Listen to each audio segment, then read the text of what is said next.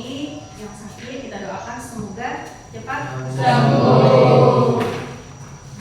Kemudian sebelum kita memulai pembelajaran hari ini, alangkah baiknya kita melihat di sekeliling kalian apakah ada sampah. Silahkan berdiri dulu, silahkan berdiri. Silahkan dicek baju, kemudian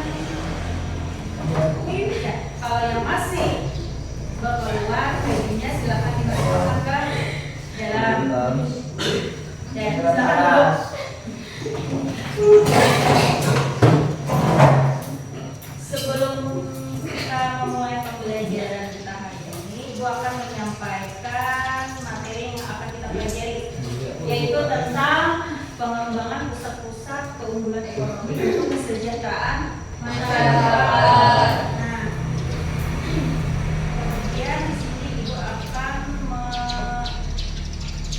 menyampaikan tujuan pembelajaran kita hari ini. Nah, tujuan pembelajaran kita hari ini adalah yang pertama adalah mengelompokkan pusat-pusat keunggulan ekonomi Indonesia. Nah, yang kedua adalah menganalisis pengaruh keunggulan ekonomi bagi masyarakat sekitarnya. Yang ketiga, mengkomunikasikan hasil analisis pusat-pusat keunggulan ekonomi dan pengaruh ketergantungan antar ruang terhadap migrasi penduduk, transportasi, lembaga sosial, ekonomi, pekerjaan, pendidikan, dan kesejahteraan masyarakat.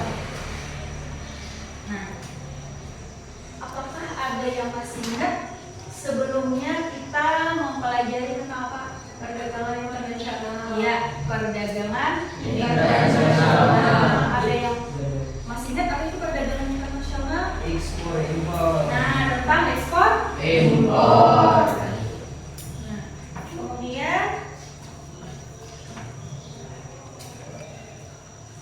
faktor apa yang menyebabkan terjadinya perdagangan internasional? Nah, karena ketergantungan antar ruang suatu daerah misalnya tidak memiliki sumber daya alam. Nah, kemudian daerah lain memiliki sumber daya alam. Nah, jadi yang tidak memiliki sumber daya alam diekspor oleh negara yang memiliki sumber daya alam. Contohnya tadi apa? Contohnya salah satu contoh sumber daya alam yang diekspor batu bara. Nah, kita lanjutkan. Nah, di sini Indonesia mempunyai banyak keunggulan ekonomi. Apa saja pusat-pusat keunggulan ekonomi yang dimiliki Indonesia? Contohnya apa? Minyak, bumi, apa lagi? Batu bara. Ya, apa lagi selain daripada itu? Apa? Iya, emas. Nah, kita lanjutkan. Nah, pusat keunggulan ekonomi tadi barang tambang seperti bara, ya lah, emas, perak, apa lagi?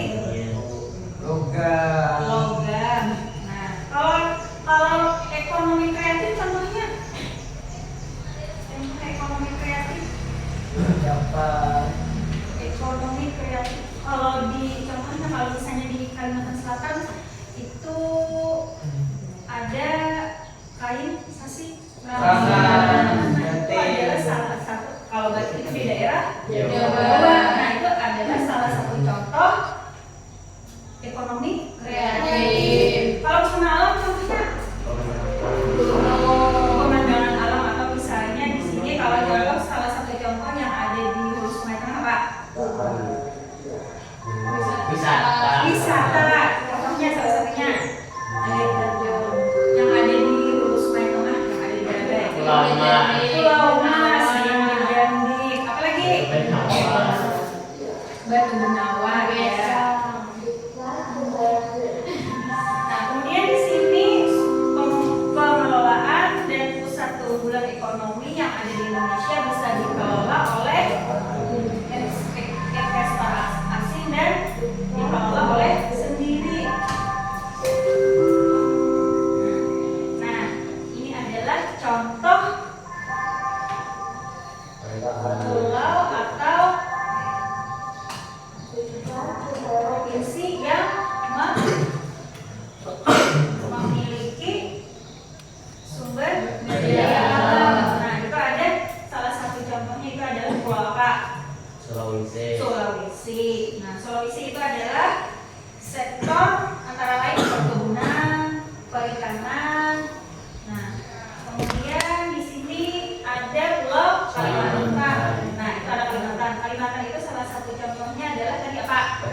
pertambangan, perkebunan. Nah, ini nanti kalau yang paling atas itu apa? Wilayah Jawa. Nah, Jawa itu adalah sektor pengolahan, pertanian, serta pariwisata dan ekonomi kreatif. Kan? Nah, pusat-pusat keunggulan ekonomi salah satu contohnya adalah ada yang tahu di mana PT Freeport Indonesia yang biasanya kalian dengar di televisi atau di media sosial. Ada yang tahu di mana tempatnya? Papua. Nah, itu apa yang dihasilkan? Emas, seperti perak, tembaga.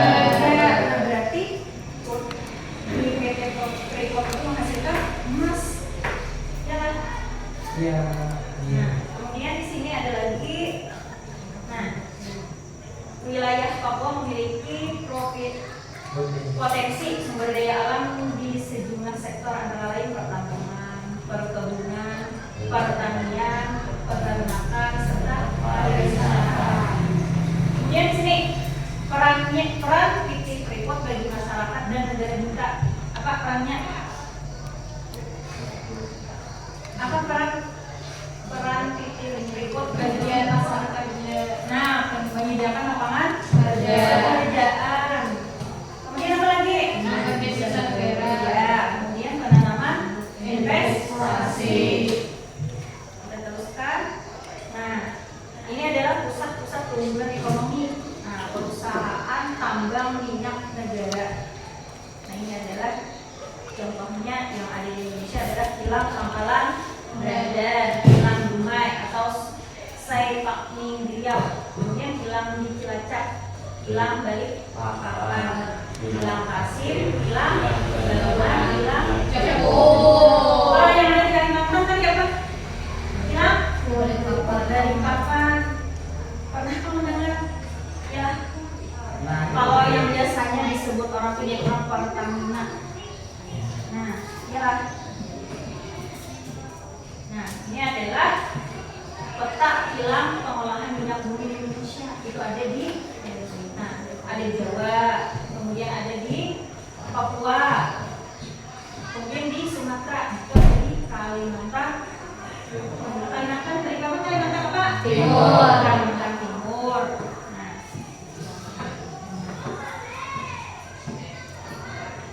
ini gambar apa? Berarti, nah ini adalah contoh ekonomi kreatif. Nah, ekonomi kreatif seperti batik juga merupakan pusat keunggulan ekonomi yang bisa dikembangkan dan mampu berperan untuk penyedia lapangan kerja, sumber devisa negara, penanaman investasi. Ini adalah pesona alam, ini salah satu contohnya. Nah, kalau di Kalimantan Selatan atau khususnya di Banda tadi ada Riau Berjandi, Batu Benawa, Pulau Mas.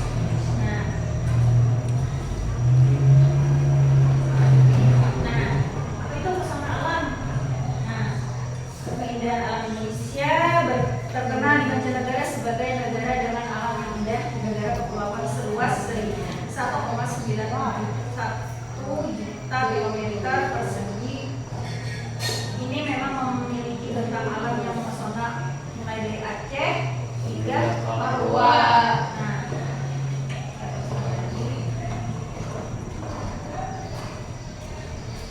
Nah, apa pengaruhnya terhadap kesejahteraan masyarakat? Pusat keunggulan ekonomi di Indonesia berpengaruh besar dalam berbagai bidang kehidupan. Pengaruh yang ditimbulkan tersebut dapat bersifat positif dan negatif. Apa pengaruhnya? Yang pertama adalah migrasi penduduk. Kenapa migrasi penduduk? Nah, karena biasanya kalau sebuah daerah menghasilkan atau penyedia lapangan pekerjaan, otomatis daerah yang tidak memiliki lapangan pekerjaan orang datang ke daerah yang memiliki lapangan pekerjaan. Nah, kemudian juga ada transportasi, lembaga sosial ekonomi, pendidikan, pekerjaan. Nah,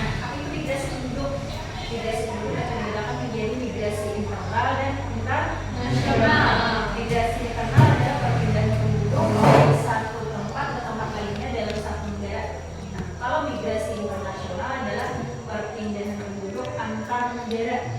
Nah, berarti ada yang internal dan internasional.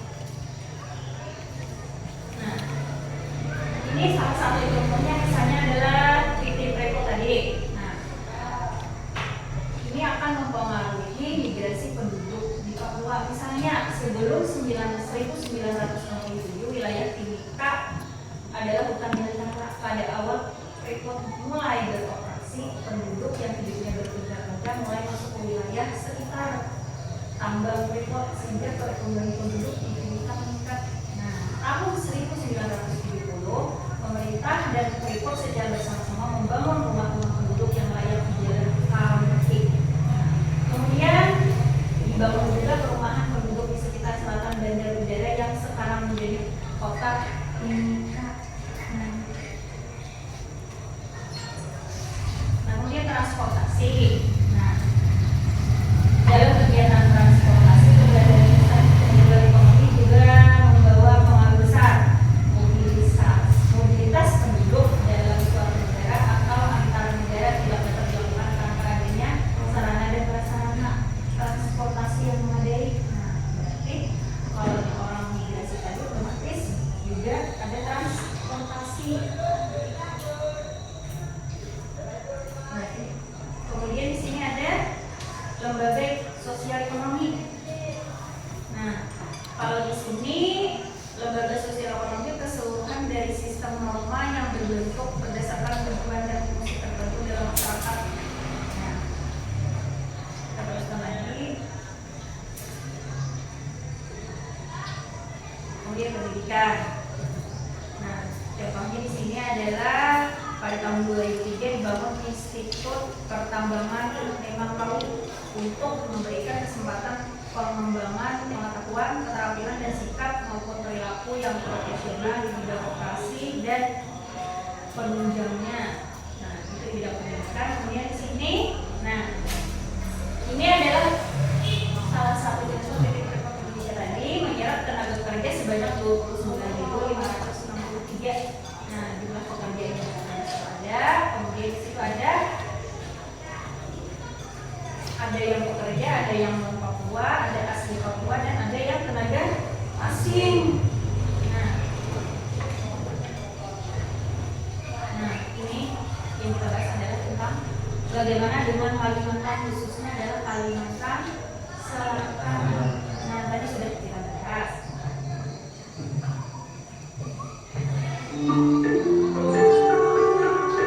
Operasi di Pulau Kalimantan. Nah, pada kali ini kita akan lebih menyempitkan pembahasan. Nah, kali ini kita akan membahas 5 perusahaan penguasa batubara terbesar di Kalimantan Selatan. Kira-kira apa saja kah itu? Mari kita bahas bersama. Namun sebelum kita lanjut, jangan lupa like, share, dan subscribe serta nyalakan lonceng notifikasinya agar selalu mendapatkan info Kalimantan Selatan. Kalimantan Selatan memiliki banyak tambang batubara yang telah beroperasi selama puluhan tahun. Batubara Kalimantan Selatan telah menjadi tulang punggung untuk pemenuhan kebutuhan energi tanah air dan juga telah diekspor ke mancanegara. Kalimantan Selatan adalah salah satu provinsi di Indonesia penghasil batubara terbesar. Provinsi ini memiliki luas 38.744 km persegi atau setara 58 kali luas provinsi DKI Jakarta. Batubara asal Kalsel ini diakui menjadi salah satu batubara dengan kualitas terbaik dari sisi kandungan kalori. Emas hitam asal Kalimantan Selatan juga banyak dipakai di dalam negeri untuk menggerakkan turbin pembangkit listrik tenaga uap. Nah, berikut 5 daftar perusahaan penguasa batubara Kalimantan Selatan. Pertama, PT Adaro. PT Adaro Energi saat ini mencatat sebagai perusahaan tambang batubara terbesar yang beroperasi di Indonesia. Tambang terbesarnya berada di Kabupaten Tabalong, Kalimantan Selatan. Adaro menjadi salah satu pemegang perjanjian karya pengusahaan tambangan batubara generasi pertama itu menjalankan operasi pertambangan batubara di Kalimantan Selatan dan Kalimantan Tengah. dengan luas konstruksi mencapai 31.380 hektar. Sepanjang tahun 2019, produksi batubara PT Adaro mencapai 58,3 juta ton. Yang kedua, PT Arutmin Indonesia. PT Arutmin Indonesia merupakan raksasa tambang batubara yang berafiliasi dengan Grup Bakri. Dikutip dari laman resmi perusahaan, produksi tahunan Arutmin mencapai 40 juta ton. Perusahaan ini mulai melakukan eksplorasi batubara di Pulau Borneo sejak memperoleh izin dengan pemerintah Orde Baru pada tahun 1981. Sementara produksi komersialnya baru dimulai pada tahun 1990. Lokasi tambang besarnya ada di Senangkin yang berada 350 km dari Banjarmasin. Lokasi lainnya tersebar di Fatui, Batu Licin, Asam-Asam, dan Kinta. Perusahaan juga memiliki pelabuhan untuk mengapalkan batu bara melalui North Local Terminal. Yang ketiga, PT John Lynn Group. PT John Lynn Group lewat PT John Lynn Baratama jadi raksasa perusahaan batu bara berikutnya, menguasai banyak izin tambang batu bara di Kalimantan Selatan. Perusahaan ini milik Andi Syamsuddin Arsad atau lebih dikenal dengan Haji Bisa, seorang pengusaha kaya raya asal Bone, Sulawesi Selatan. Selain batubara, perusahaannya juga menambah berbagai sektor lewat anak perusahaan, antara lain PT John Lynn Marine and Shipping, PT John Lynn Agro Mandiri, dan PT John Lynn Air Transport. Yang keempat, Bangun Benua Persada. PT Bangun Benua Persada Kalimantan adalah salah satu anak perusahaan dari PT Bangun Benua Kalimantan Selatan. Berbeda dengan perusahaan tambang pada umumnya, saham perusahaan ini sebagian besar dimiliki oleh pemerintah daerah. Dilihat dari Minerba On Data Indonesia, Kementerian SDM, sebanyak 33% saham perusahaan dimiliki pemerintah Provinsi Kalimantan Selatan lewat PD Bangun Benua. Sementara 31% saham dikuasai PT Hasnur Jaya Utama yang dimiliki penguasa lokal Haji Agus Samad Sulaiman. Yang terakhir, PT Hasnur Group. PT Hasnur Group salah satu pengusaha lokal Kalimantan Selatan yang cukup sukses di bidang usaha batubara adalah Haji Agus Samad Sulaiman. Ia adalah pemilik dari Hasnur Group yang salah satu lini bisnis utamanya adalah batubara.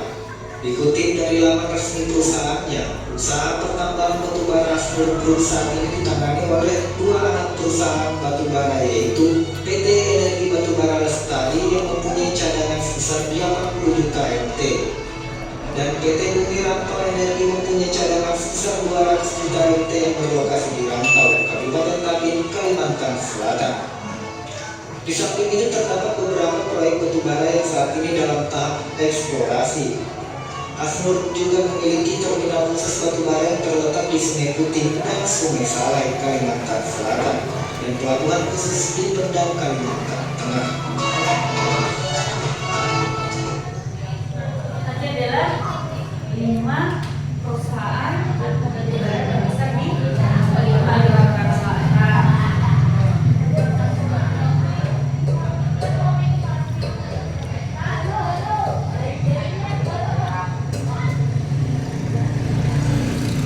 Ini adalah objek wisata yang ada di Kabupaten Sumatera.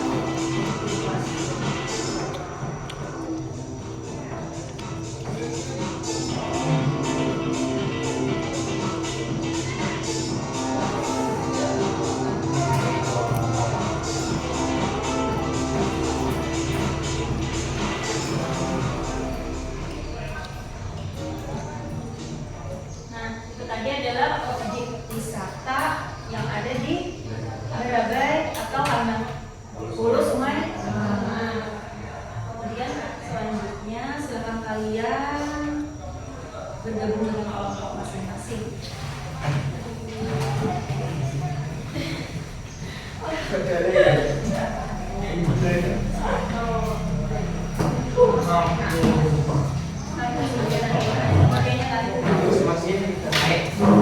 Di sini kelompok 1.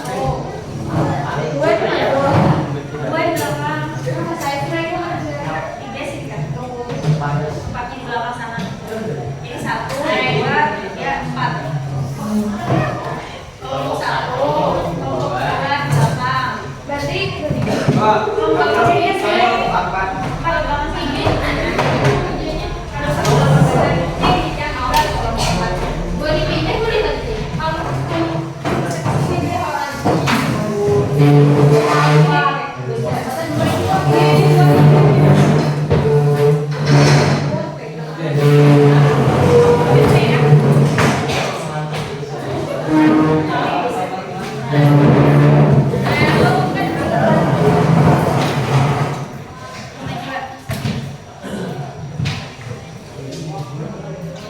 Ini materinya itu lembar kerja peserta didiknya.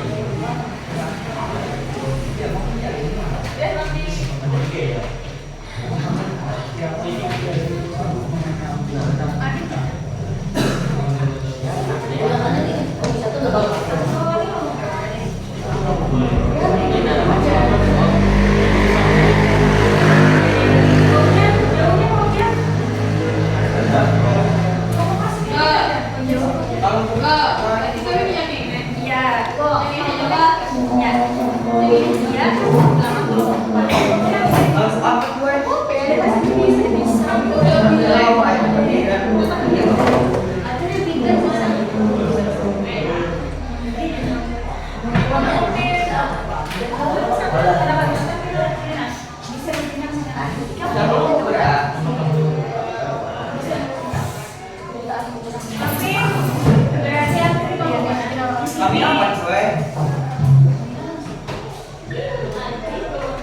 Kami kan sekelompok masa.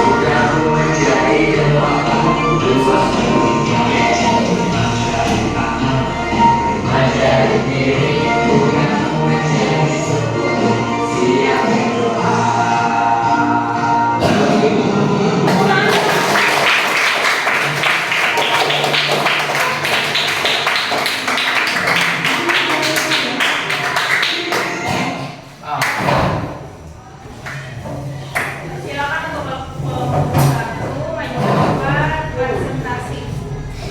Kami dari kelompok 1 ingin mempresentasikan pusat-pusat keunggulan ekonomi yang ada di Indonesia. Nama-nama dari kelompok kami yang pertama ada M. Ansar, Taufik Rahman, Iriandi, dan Ismail Najwa.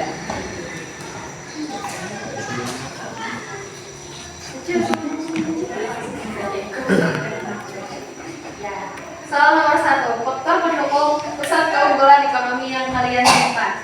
Faktor pendukung ekonomi adalah sumber daya manusia, sumber daya alam, modal yang tersedia, tanah, bangunan mesin, listrik, transportasi, dan media komunikasi, perkembangan teknologi, suku bunga, keterlibatan pemerintah.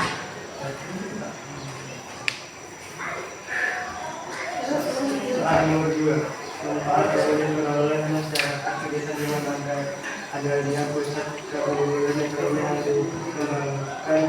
Manfaat dari pusat keunggulan ekonomi bagi kehidupan negara kewarganegaraan dan kesejahteraan masyarakat keunggulan ekonomi tersebut sekolah, keberadaan buruk selain sudah menghasilkan produk-produk yang berdaya tinggi dan memiliki kualitas orang sehingga dapat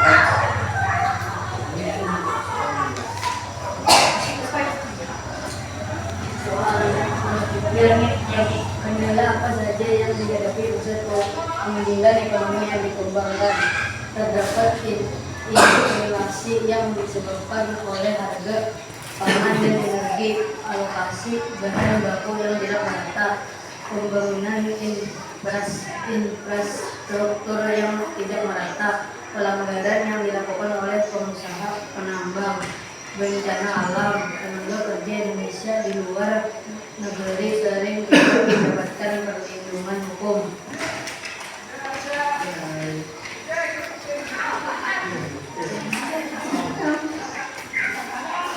Soal upaya untuk mengatasi pemerintahan tersebut, meningkatkan kualitas sumber daya manusia. 2. Meningkatkan jumlah UMKM. 3. Membuka lapangan pekerjaan. 4. Meningkatkan investasi dari luar negeri. 5. Meningkatkan ekspor dan impor. 6. Pembangunan infrastruktur. 7. Tanam dan kekayaan alam lainnya.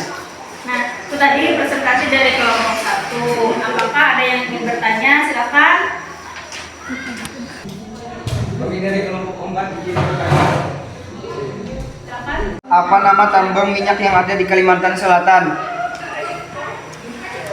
Tambang minyak yang ada di Kalimantan itu Sangga, sama-sama dan Sanggata di Kalimantan Timur.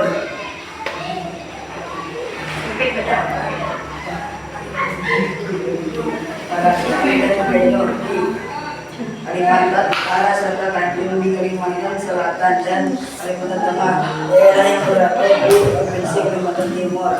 Ini provinsi Kalimantan Timur ini memiliki kilang minyak terbesar nomor 2 di Indonesia setelah kilang minyak yang ada di Cilacap, Jawa Tengah. Ya, itu tadi jawaban dari kelompok 1.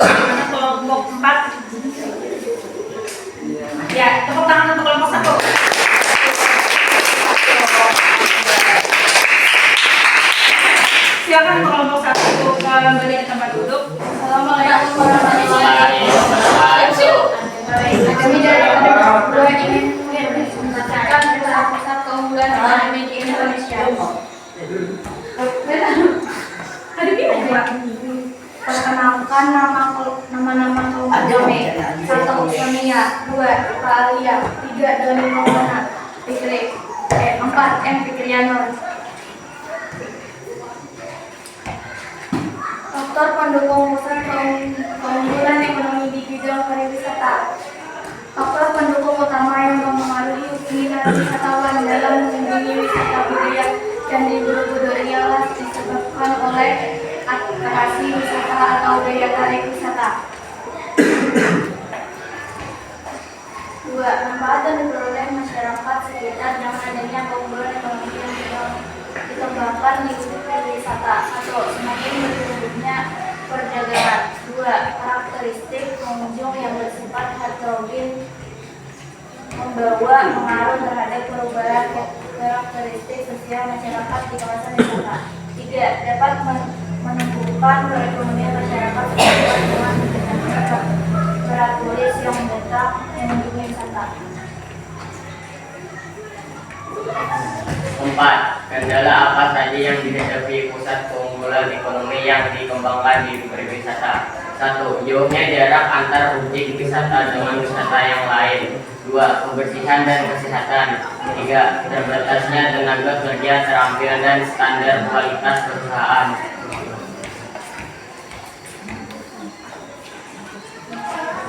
4. Upaya untuk mengatasi hambatan terbuat di pariwisata. 1. Selalu menjaga kebersihan dan kesehatan tempat wisata. 2. Meningkatkan kualitas keterampilan tenaga kerja agar nantinya dapat dipandangkan baik oleh wisatawan. 3. Menyediakan fasilitas seperti bus keliling atau wisata. Nah, itu tadi presentasi dari kelompok 2. Apakah ada yang ingin bertanya atau ada yang ingin menambahkan? Silakan. Kami dari kelompok 3 Apakah pusat-pusat keunggulan ekonomi sudah mensejahterakan masyarakat? silakan. Kelompok 2. Kami akan menjawab pertanyaan dari kelompok 3. Belum, karena sumber daya manusia belum tersebar merata. Nah, bagaimana kelompok 3? Ya, silakan. Tepuk tangan untuk kelompok 2.